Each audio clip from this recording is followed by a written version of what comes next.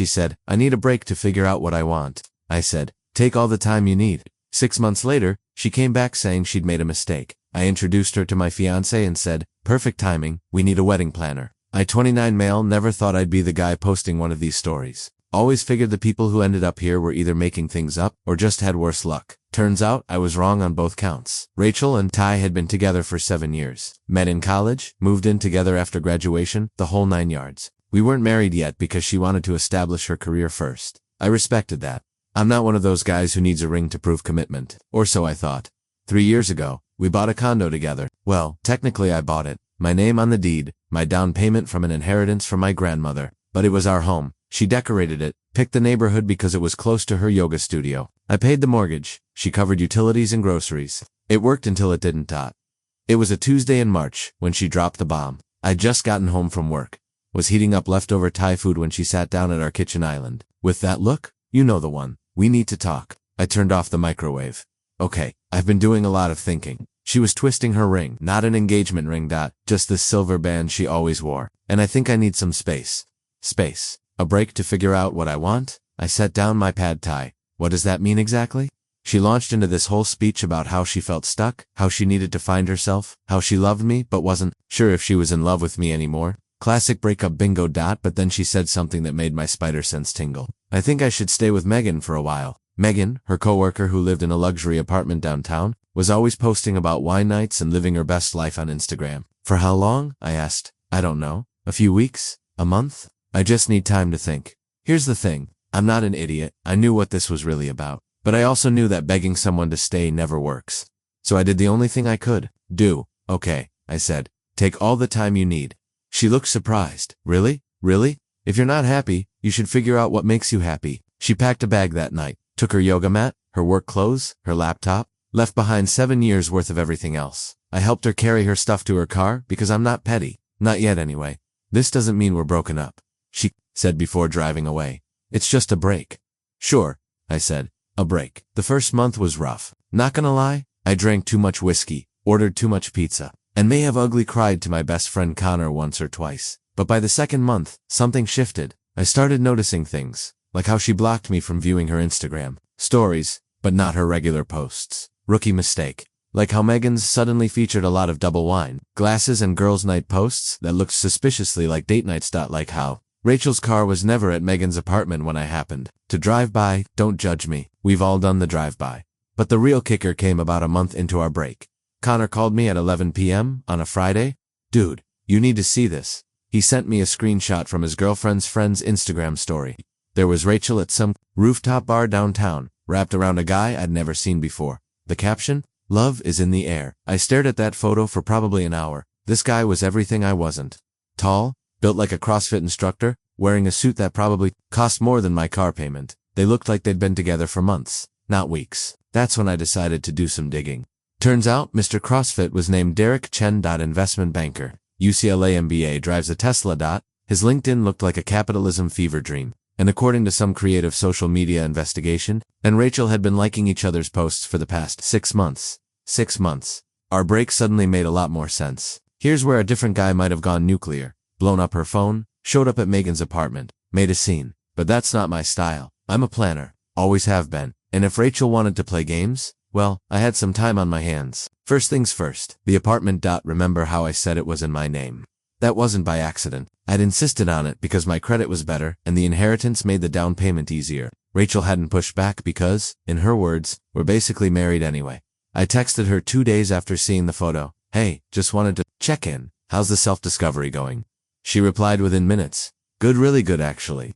I think this time apart is helping me gain clarity. How are you? Great, I typed back. Taking some time to work on myself too, and I was just not in the way she thought. Update 1. So remember how I said I was working on myself? Turns out that was the best decision I'd made in years. I started hitting the gym at 5 a.m.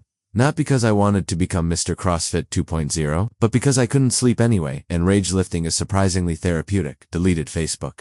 Limited my Instagram use, and threw myself into work. Started taking on extra projects. Networking like crazy. Even updated my LinkedIn for the first time in 3 years. But the real game changer came about 3 months into the break, in the form of a new hire at my company. Her name was Priya. financial analyst. Fresh from getting her master's at Northwestern, they assigned her to my team for training, and we hit it off immediately. She was brilliant, funny, and had this way of calling out corporate bullshit that made even our most boring meetings entertaining. Is that guy seriously mansplaining Excel to you? She whispered during one particularly painful presentation. You literally built our entire database. I tried not to laugh. Failed. After a few weeks of working together, she asked if I wanted to grab drinks after work.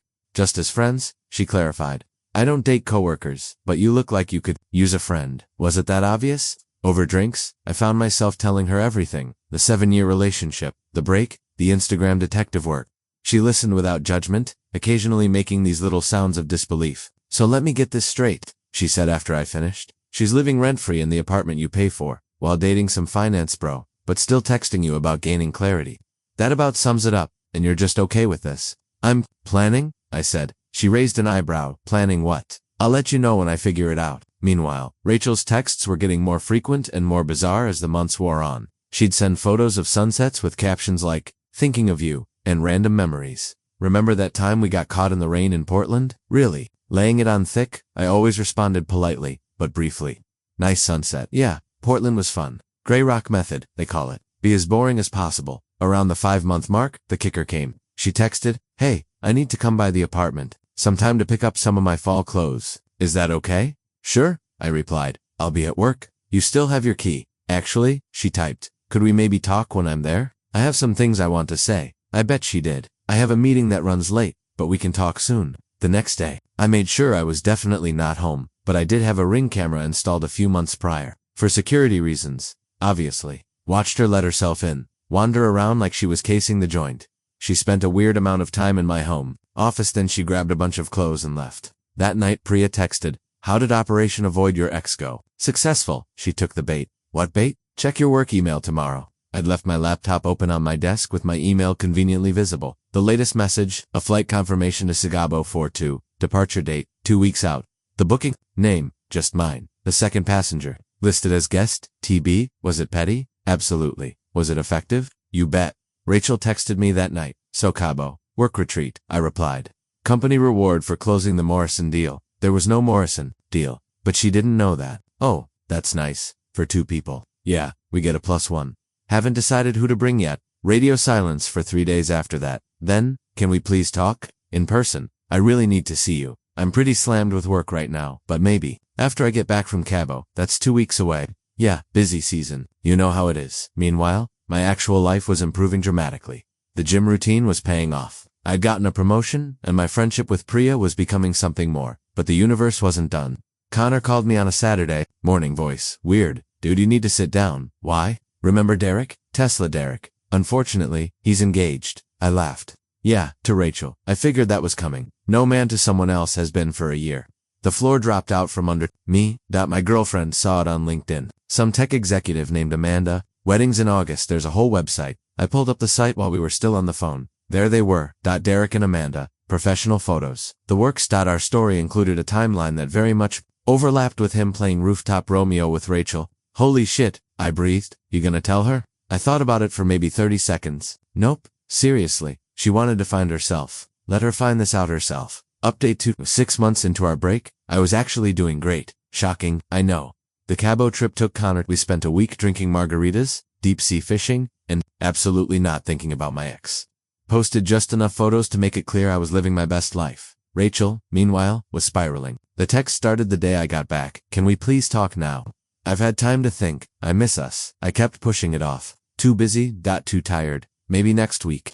Then Priya dropped a bomb on me over lunch, so I have a confession, she said, picking at her salad. Remember when I said I don't date coworkers? Yeah, well, I might have been reconsidering that policy. I nearly choked on my sandwich. Priya. I know. Terrible timing. You're still dealing with your ex. I just thought you should know in case you know whenever you're ready. If you're interested, which you probably aren't. Oh God, this is awkward. It was like watching a car crash in slow motion. Adorable, but still a crash. Priya, I said carefully, you're amazing. Seriously. But you're not ready. I get it. I'm sorry. Let's pretend this never happened. Actually, I was gonna say I'd already been reconsidering the coworker thing too. Her head snapped up. Really? But you're right about the timing. I need to officially end things with Rachel first. Do this the right way. She smiled. I can respect that. Give me a week. I've waited this long. What's one more week? That night, I finally texted Rachel. Okay, let's talk. Saturday, 2 p.m. Coffee at Grounded. Her response was immediate. Yes, thank you. I have so much to say. I bet she did. Saturday came too fast and not fast enough. I got to the coffee shop early, grabbed a table in the corner where I had a clear exit path. Always plan your exits, folks. She showed up 10 minutes late, looking like she'd spent 3 hours getting ready. New dress, fresh highlights, full makeup, the works. Hi, she said, sliding into the seat across from me. You look good, thanks. You too. Awkward silence. Then she launched into it. I've made a terrible mistake, she started. These past 6 months have shown me what I really want. And it's you, it's us. I was just scared, you know.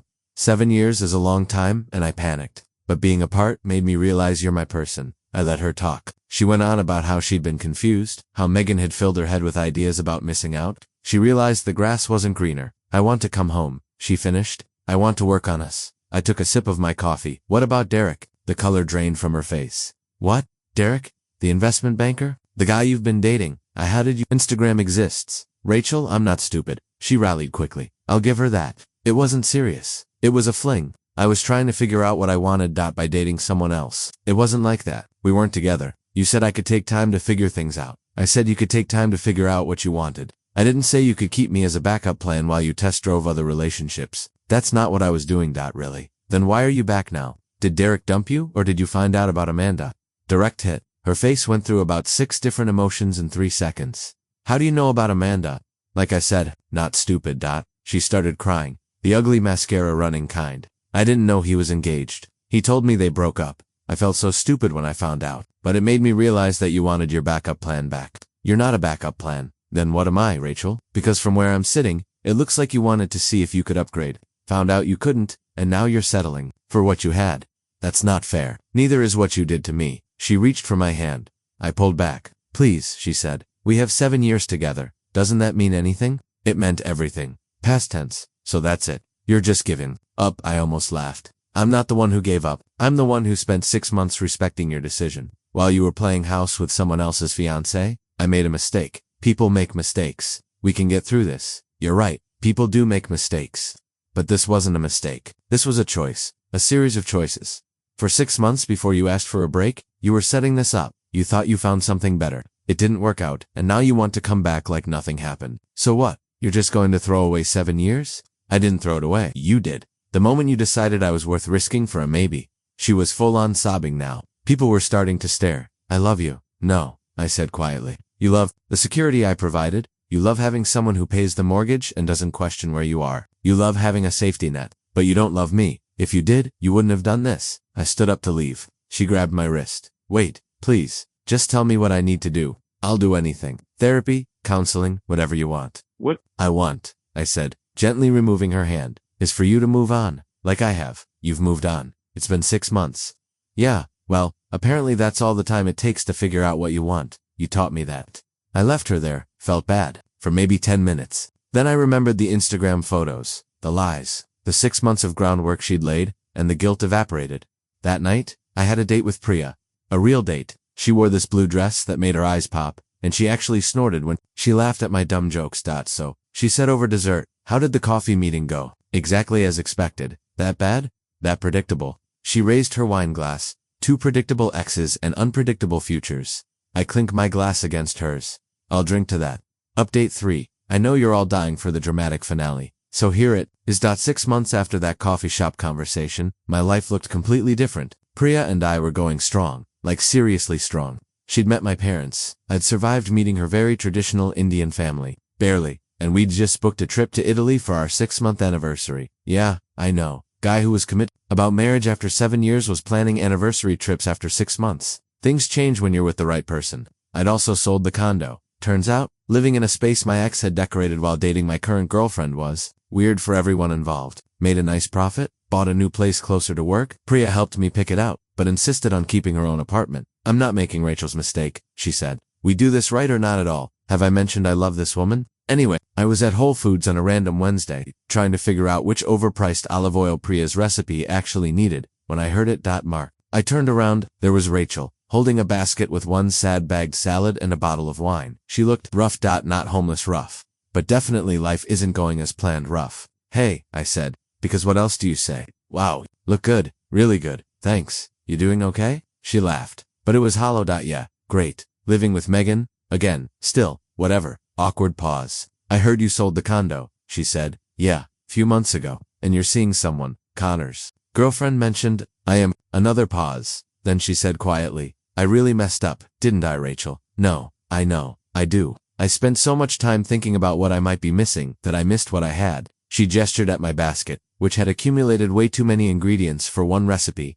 Cooking for someone special. Yeah, she's lucky. I'm the lucky one. Her eyes got watery. We were good together, weren't we? Before I ruined it. We were, I admitted. But good isn't always enough. I still love you. I know, but you love the idea of me more than the actual me. You always did. She opened her mouth to protest, then closed it. Maybe you're right. I hope you find what you're looking for, Rachel. I really do. Thanks. I hope she makes you happy. She does. I thought that was it. Closure achieved. But the universe had one more card to play. 2 weeks later, Priya and I were having dinner at her cousin's restaurant when she got this look on her face. Don't turn around, she said quietly. But your ex just walked in. Of course she did. Is she alone? No. She's with some guy. Tall. Muscles, looks like he schedules his bathroom breaks. I laughed. Let me guess. Polo shirt. Popped collar. She has a type. Rachel spotted us. The look on her face was priceless.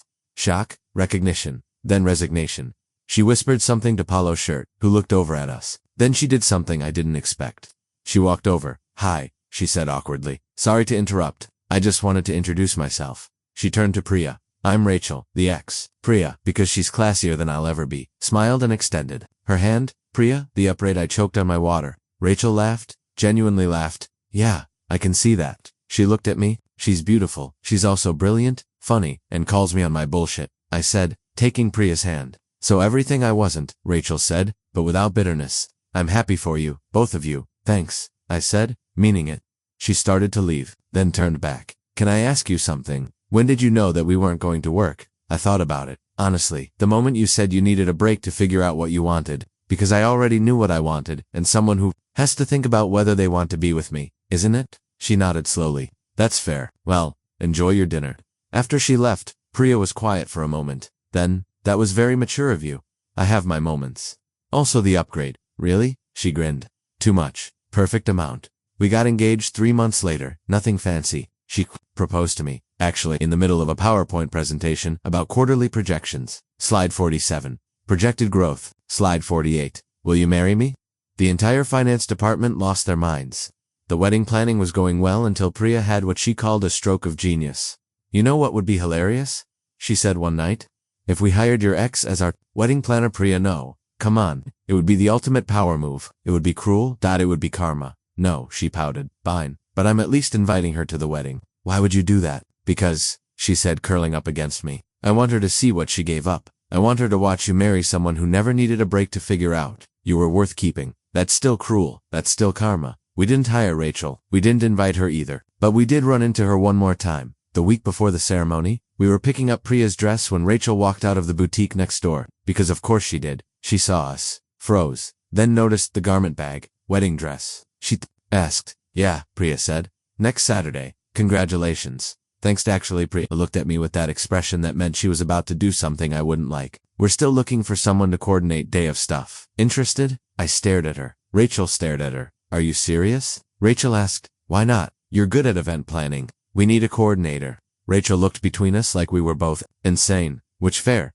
I don't think that's a good idea, she said finally. Probably not, Priya agreed cheerfully. But think about it. My number's on the website if you change your mind. In the car, I turned to my fiancée. What was that? Closure, she said simply. You gave her yours. Now she has mine. By offering her a job at our wedding? By showing her I'm not threatened. That I won. That she's just another vendor to me. She paused. Also, I wasn't actually going to hire her. I just wanted to see her face. You're terrifying. You love it. I did. Rachel never called. But she did send a wedding gift. A nice set of kitchen knives with a card that just said, for the couple who cuts through the bullshit, best wishes are. Priya hung the card on our fridge. See? She's got a sense of humor after all. The wedding was perfect. During the reception, Priya pulled me aside. No regrets. About what? About how it all played out. I looked at my wife and smiled. No regrets. It led me to you. Good answer, she said, and kissed me. So that's my story. Reddit. Turns out the best revenge isn't some elaborate scheme. It's living well. It's finding someone who doesn't need to figure out if they want you. And sometimes, if you're really lucky, it's marrying someone who's scarier than you are. Thanks for reading. I'm gonna go cook dinner for my wife now. With the knives my ex bought us, life's funny that way. Edit. Since everyone's asking. Yes, Priya knows I posted this. She proofread it. Her only comment was that I didn't emphasize enough how good she looked in the blue dress. So for the record, she looked amazing in the blue dress. Edit 2. For those saying we were too nice to Rachel, we weren't being nice, we were being indifferent. There's a difference. Edit 3. The cooking channel people found this somehow. Hi, I guess. Yes. I still can't figure out which olive oil to buy. Priya does the shopping now.